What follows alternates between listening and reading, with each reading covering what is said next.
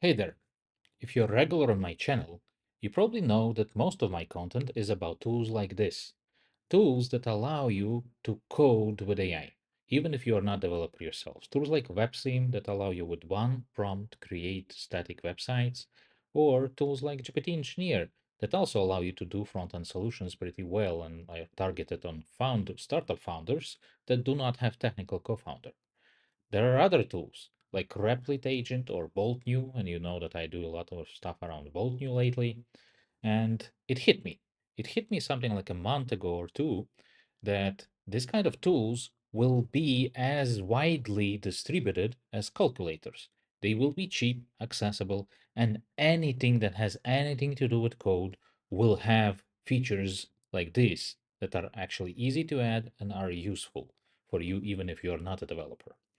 And it hit me really hard in a sense like, wait, if this is so much distributed, it could change things drastically. It will be a big disruption. I mean, it's not a surprise. We all know that potentially AI will disrupt things. But it's still kind of, not for the first time over the last years, hit me, how would the world look like? And how do you answer this kind of question? Well, for me, the tool I use to understand hard questions is comparison. I usually try to find a thing to compare it to. It makes it easier to understand in context of the other tool you're comparing it to, even if it's apples to oranges comparison, because then you also see why they are not comparable. So what I did, I have asked ChatGPT what kind of past disruptions happened before uh, that change how we humans live, in a sense that they destroyed professions, they created professions, they satisfied one demand, but they created new demands. List me them.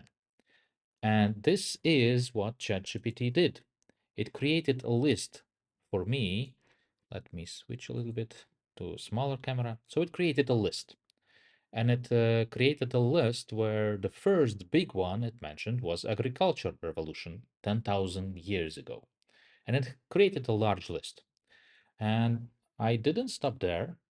I ended up doing a blog post where I went through some of those, the most interesting and comparable to.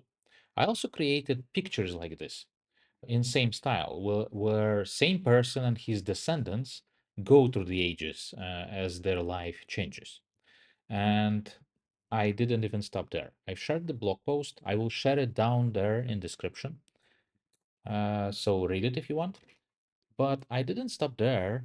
I kind of got, I don't know, carried away, procrastinated a bit because I've made a whole bunch of those pictures and I organized them into a presentation, kind of like a cave painting of pictures of a person and events happening as life of humanity is disrupted again and again and again. And today I want to go through this journey with you. I already shared this presentation at work, got pretty good feedback about it being quite interesting, and I hope it will be interesting for you. Let's see what it has to offer. So, let's see. Welcome, Jug, the hunter, Jug, the gatherer, Jug, the nomad. He lives approximately, so we'll live this way, like Jug lives, for a long, long while, for 300,000 of years. We were traveling. Our life was in sync with seasons. Our life was in sync with the resources in our environment. And as seasons change and the resources change, we needed to travel. And that meant a lot of our lives were preoccupied with finding food. But times were going. And we noticed that when we eat something and leave the seeds, like we picked up seeds in one place, we went to another place, we ate there, we'll like throw out the seeds, and we noticed that the same type of plants growing there next year when we come back. Slowly we noticed that we can plant things. And we also started to learn how to domesticate the animals. So this all together brought us to a change. We also kind of hunt down large megafauna, large mammals, like woolly mammoth, and some others.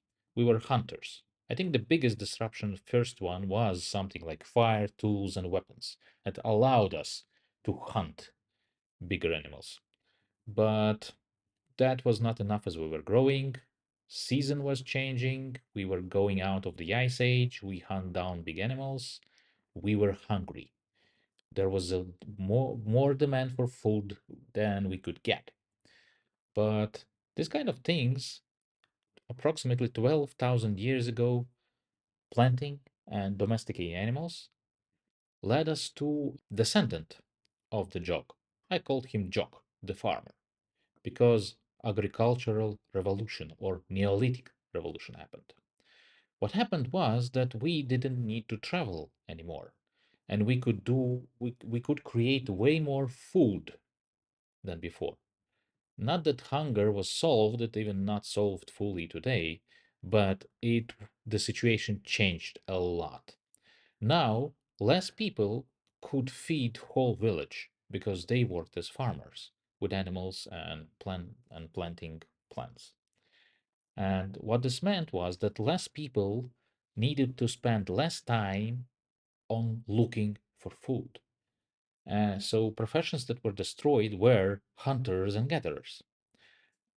But professions that were created were farmers, but not only farmers, because farming created bigger demand for tools while actually freeing time to spend more time on tools.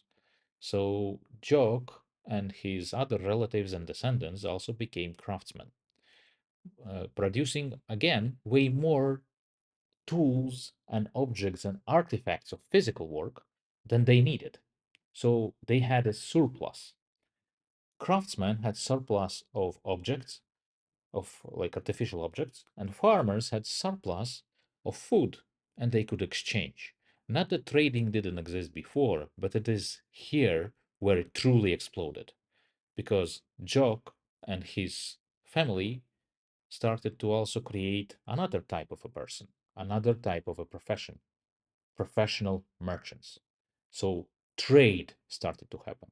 A lot of surplus of time, food, and tools being created started to create trading at a scale never seen before. It also led as a result to larger scale organizations. Meet the joke that citizen of a city, or maybe even a country.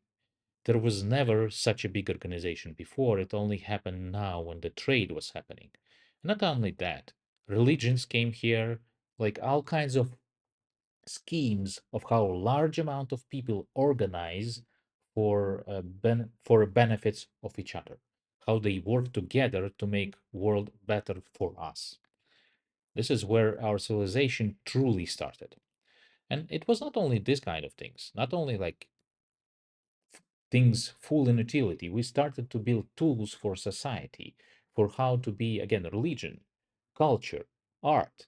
They existed before, but it is here where the surplus of utilitarian things actually allowed us to focus on other things, on enriching ourselves spiritually and with knowledge. And here is Jacob, the sculptor, a person for the first time. Okay, no, maybe not for the first time. There were people before who could spend a lot of their time not on finding food and building tools, but it is here where it started to truly explode. The first, and then we go forward in time. So this was so-called Neolithic revolution and disruption. I honestly believe that it was the biggest disruption of how humans live. It's during the Neolithic revolution where our population exploded because we didn't need to carry children with us when in nomadic style anymore. We were not as much influenced by seasons. Instead, we started to live in one place. We could have more children, we could have more food, we could have like better environment for explosion of population. But times were going, and we were going into next big disruption, industrial revolution. It's considered that it started in 1800s, but I think that slowly from 10,000 years BC, it was like building to it. Where, for example, here we have first universities. And uh, universities and other knowledge work required books. How books were created? They were created by monks who were copying them. It was a manual job taking a lot of time, sometimes months or even years to copy a big book. And there was a demand for books in universities. There was demand for books in a population that was growing interested in being more knowledgeable about the world. But due to this, it was expensive.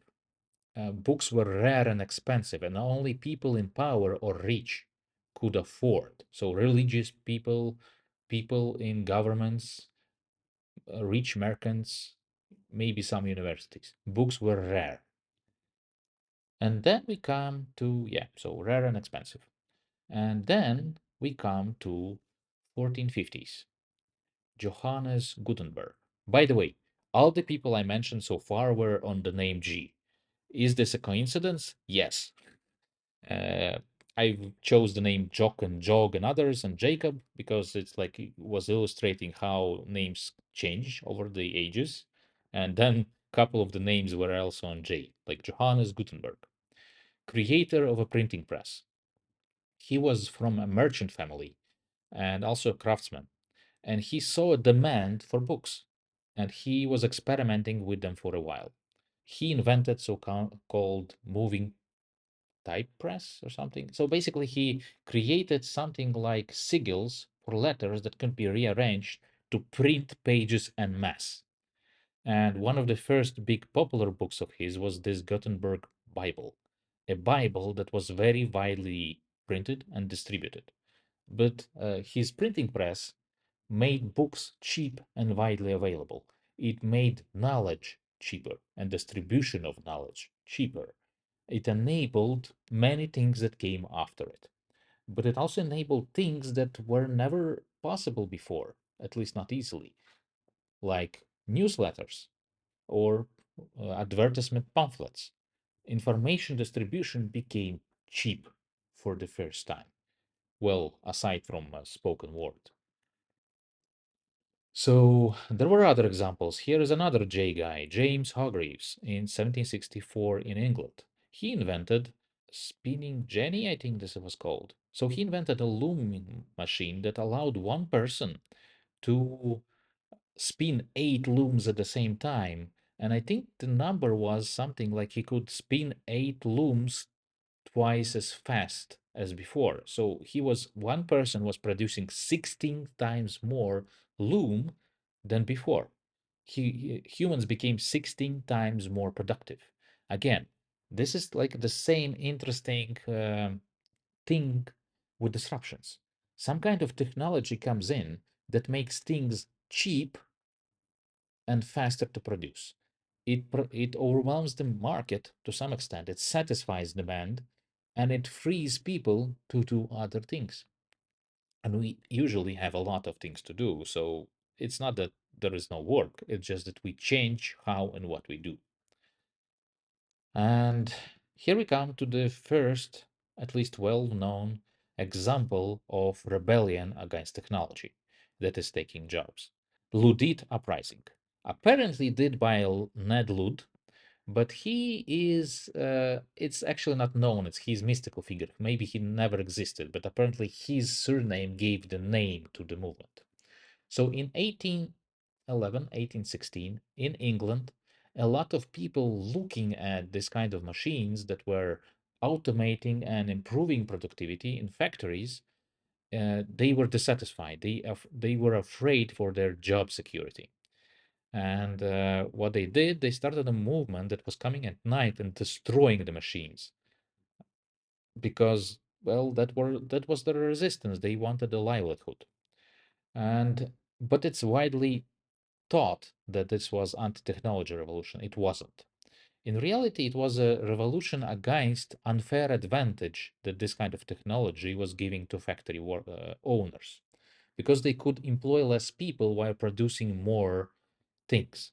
And it was enriching owners of the machines while many usual folks were getting poorer or out of the job. So But still, this kind of work was beneficial for economy. So the way it ended was that Prime Minister Spencer at the time in 1812 um, created a legislation called Frame Breaking Act, which said that breaking machines in factories would be an offense, uh, punished by death. And some people were actually punished by death for this. So uprising was destroyed. But it had a legacy, legacy of labor unions, legacy of legislation protecting workers. One example of the times was that before this, kids were allowed to work from young age on farms or in factories, but kids were also exploited in factories by owners. And legislation came out not allowing to use kids for work before they are old enough to protect their interests. Before industrial revolution, kids worked earlier. And part of problems we have today is that kids are actually not allowed to work, which is interesting, but the other topic, I will not go into this today. Anyways, Luddite uprising failed. But they were fighting not technology, they were fighting unfair advantage, economical advantage it was giving to owners of the machines. But let's go forward. Henry Ford, 1913, next thing, assembly lines.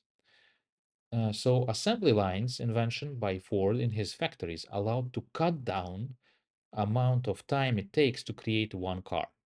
People were working on assembly line and it cut down time of making one machine from 12 hours to 93 minutes. It made cars cheaper, but it also made work a little bit repetitive and boring. Not a little bit, really repetitive and boring. But it was again similar to looms. It allowed less people to do more cars in smaller amount of time, satisfying demand. So much so that here are two photos. New York City in 1900, at the same day, same date, same place, just different year. And 13 years later, same place, same date, and you can see that on the left, there is one car and a lot of horse carriages. On the right, there is one horse carriage and a lot of cars. Like I can get myself in the middle here. And you can see partially why. Cost dropped from like 3x, I guess, from 850 to $300 per car. This made cars available for larger portions of population. Prosperity comes in with this kind of things, but also changes in jobs and in other things. And while cars pollute things, not that horses were good. I mean, during those times, cities were full of horse manure. It was anti-sanitary. It was very big problem, really big problem. But here we see that something like over a decade, cars completely replaced horse carriages. What does this mean?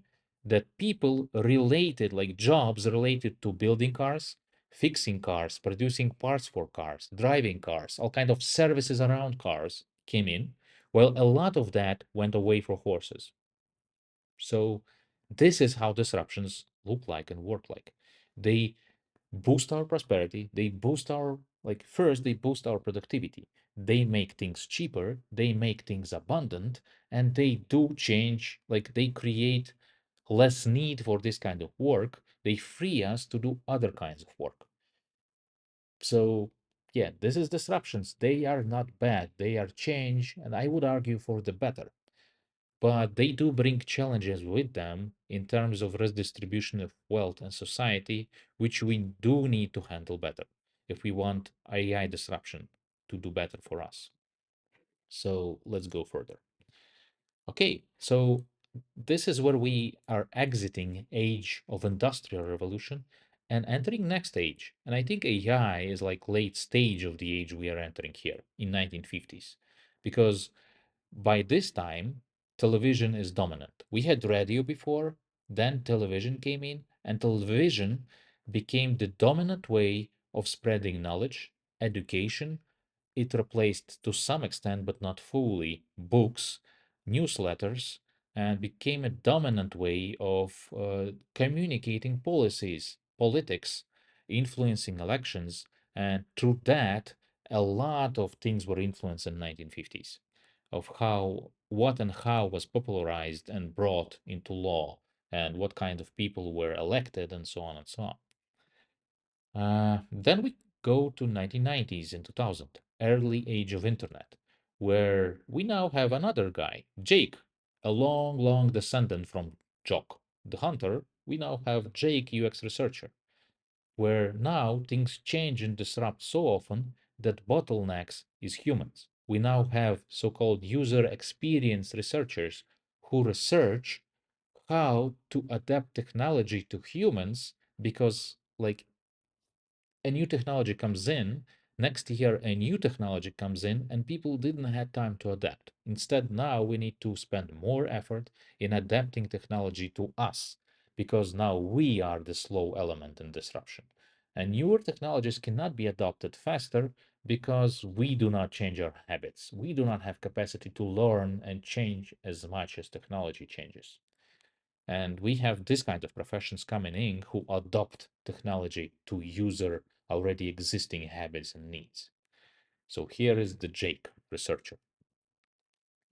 So then, yeah, so TV, internet replaced a lot of things, newsletters, books, not replaced again completely.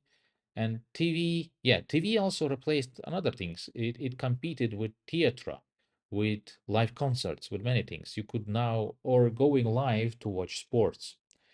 But now we come to age of smartphone, last 1, 2 decades, where smartphone replaced all of these things. Like you see, there is like it replaced to some extent, but again, not fully, things like TVs, cameras, maps, GPS, yeah, GPS devices, a flashlight, watch, DVDs, CDs, voice recorders, photo albums. It replaced a lot of things, and it's always with us, boosting and augmenting us, making us more productive, making spread of information instantaneous from one side of the world to the other side. Very disrupting thing. Also changing what people are doing and how and where. I actually heard a number recently that actually, I don't remember exact number. I remember that there is boost of productivity, and the more and more people are using phones for work, not computers, phones. And again, it still takes time. One interesting other illustration about this is that here is 1916. A lot of guys reading news in their newspapers. And at the top, you see 2016. A lot of, of people reading information on their phones. So humans didn't change. Technology around us did. And yet we use it in kind of the same way. It's you kind of see like UX researcher. How do you adapt a new technology to habits we already have? Humans don't change much. Technology around us does. We do adapt to it, but it needs to adapt to us more now because, yeah, we cannot go with the speed of technology anymore. And it's getting adopted faster and faster. You can see that light bulb took almost 50 years to really propagate to society. And then each next technology was taking less and less and less time, when now it's adopted less than in a decade, propagating to the whole of society. And now with smartphones and internet, even newer technologies that are fully digital are spreading faster and faster, where Twitter took something like 5 years to propagate through the society to first 100 million users, while newer products like Instagram took only half of that, and ChatGPT needed only 2 months to get to 100 million users. And there is at the top trends from Facebook, but I think it's a bad example. They are already product company that could drive traffic there. So I don't think they're a valid example. But ChatGPT on itself took only 2 months. Well, Twitter took 60. Things are speeding up in how like information technology and like capabilities spread through society almost instantly. And yeah, now we are in age of AI. There are so many AI products, and so many other existing products are including things like AI features into their products that, yeah, impossible to keep up. I recently joked about it that like, okay, for Pokemons, you can like you can catch them all, or you want to catch them all. With AI, forget it. You cannot like keep up with all the change. Though maybe there will be slowdowns.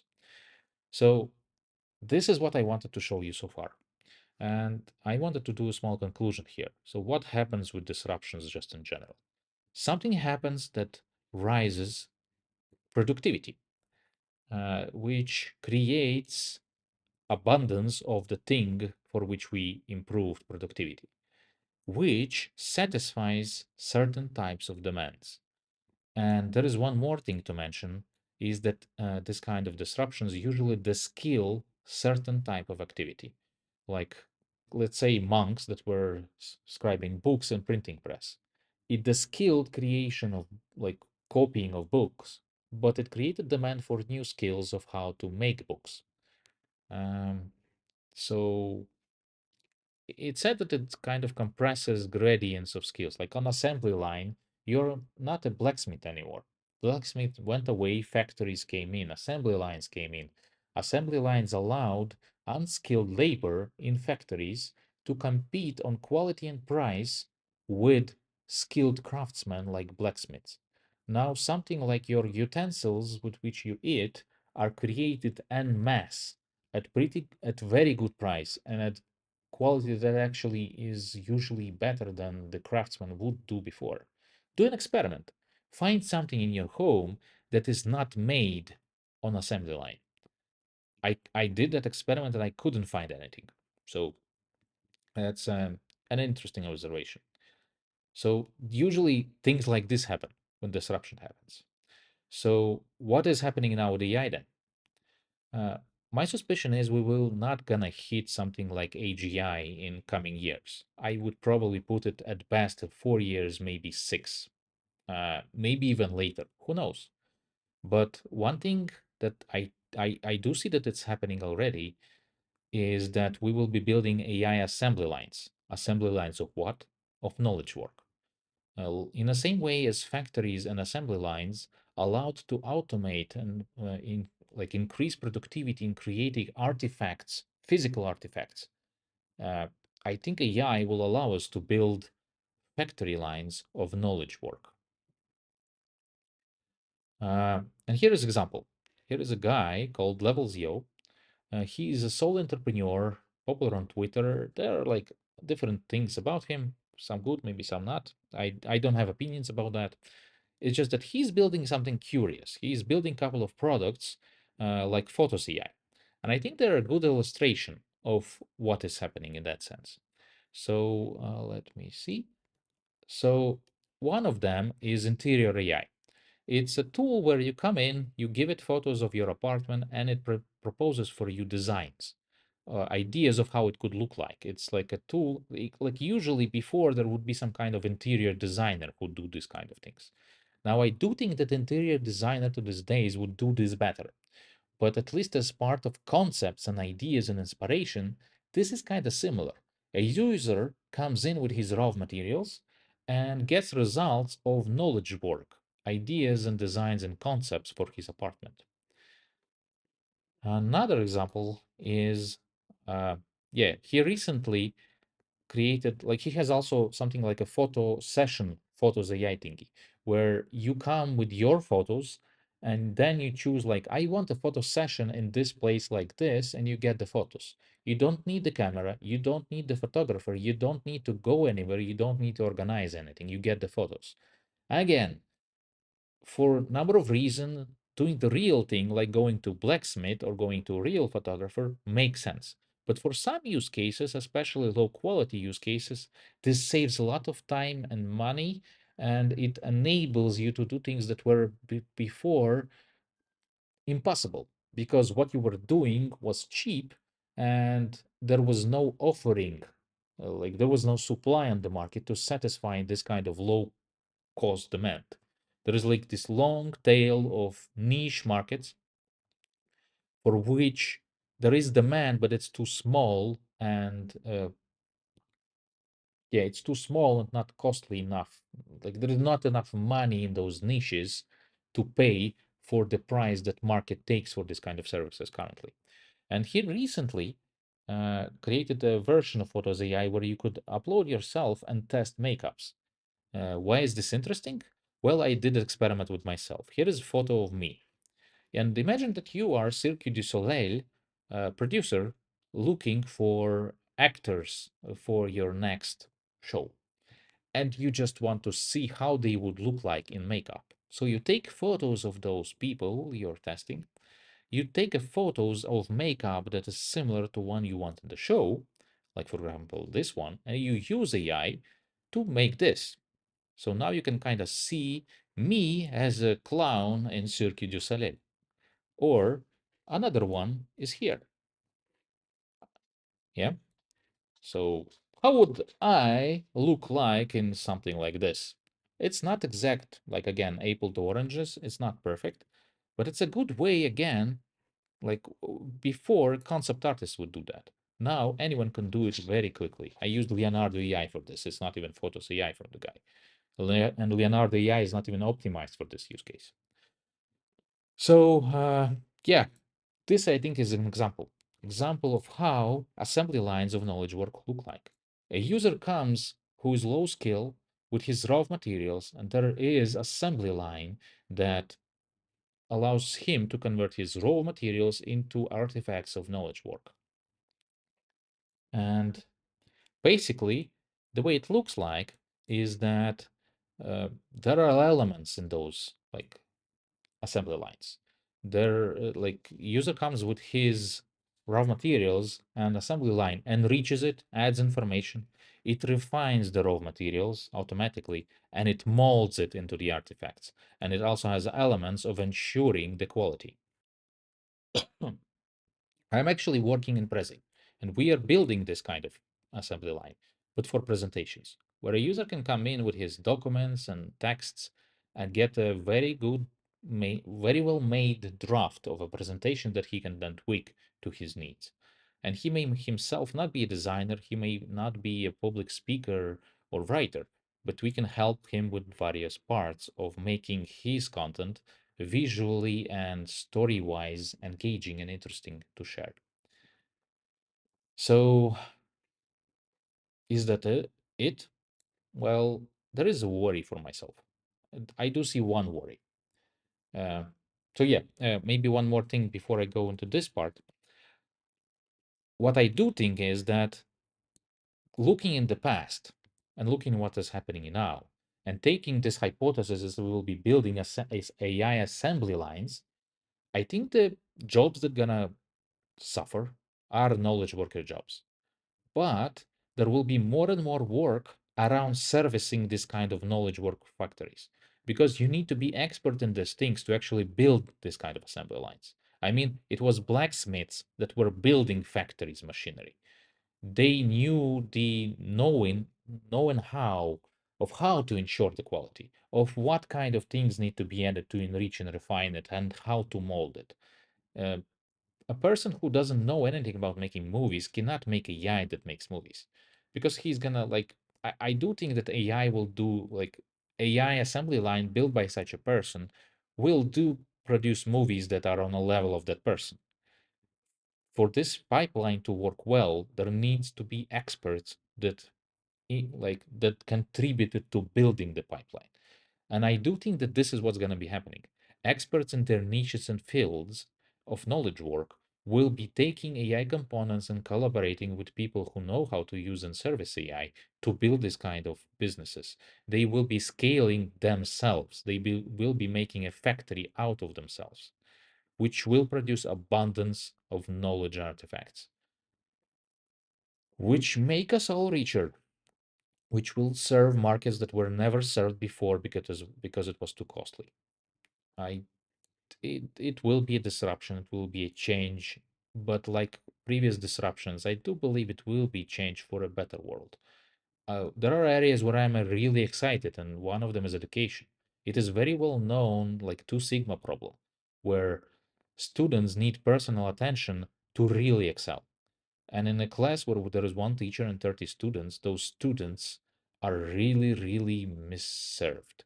I do think that we will find ways to use AI in this kind of cases, niches where demand is larger than supply, where demand has money that is lower than the cost of producing. We will serve those niches in knowledge work. But this will be a disruption. Now, there is one thing though.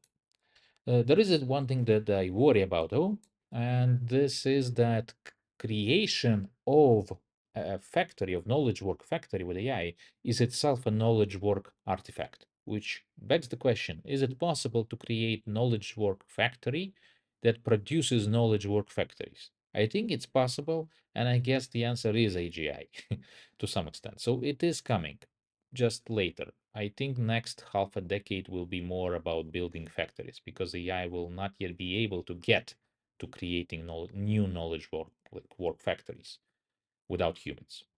And maybe one more thing that I wanted to mention is that laws of physics also will not change. AI is not magic. It cannot travel with speed like faster than speed of light. It cannot get energy out of nothing. There is conservation of momentum, conservation of energy, and so on and so on. So some people say that AI will instantly change the world. It won't. Firstly, we humans slow it down. Secondly, physics will slow it down, and it will not be able to break laws of physics. So, however AI is, however disruptive it will be, it's still not gonna change the world that much. I could even argue that maybe the biggest disruption that ever happened was agricultural disruption that changed how we live. Because now we live in cities. Before we were travelers, hunters, and gatherers that were hungry, and we're spending most of our lives looking for food. Now we spend most of our lives consuming information. And AI is coming to change that. Will it change our lives more than agricultural revolution? Not in short term. And that's where I'm finishing. I hope you found it interesting. If you did, leave a like, leave your comments, share your opinions, ask questions. I will try my best to answer them. And subscribe, and see you next time.